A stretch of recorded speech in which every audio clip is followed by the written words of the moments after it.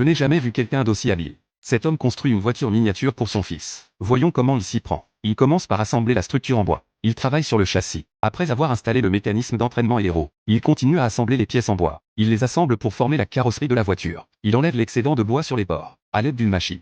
Ensuite, il réserve de l'espace pour les vitres et le pare-brise. Puis il installe les portes en bois. Il peaufine l'ensemble de la structure. Il ponce certaines zones pour obtenir des contours incurvés. Même les enjoliveurs de roues ont été méticuleusement ajustés par cet homme. Sa technique était exceptionnellement habile. L'artisan s'est investi corps et âme dans ce projet. Il lui a fallu 10 jours rien que pour réaliser le plan. Il a recherché les matériaux, vérifié les proportions et les données de chaque composant, ainsi que la capacité de charge structurelle. Chaque mesure exigeait une précision absolue. Pour choisir le bois, il a écumé tous les marchés de bois, pour finalement choisir du bois de frêne durci sur mesure, mais résistant. Il a sculpté des contours précis sur le tableau de bord, puis a installé les instruments et les garnitures assorties. Ensuite, il a positionné et fixé le levier de vitesse, tout en façonnant les sièges à l'aide d'outils, avant de les installer aux emplacements prévus. Enfin, les portes ont été installées et fixées. Bien sûr, les cadres de fenêtres et les rétroviseurs avant et arrière ont également été installés. Pouvez-vous deviner quelle marque de voiture cet homme était en train de fabriquer? Partagez vos suppositions dans la section commentaires, pour voir si vous avez deviné juste. Ensuite, le panneau de protection arrière a été installé, ainsi que la plaque d'immatriculation et les feux arrière. Le panneau de protection avant a également été installé.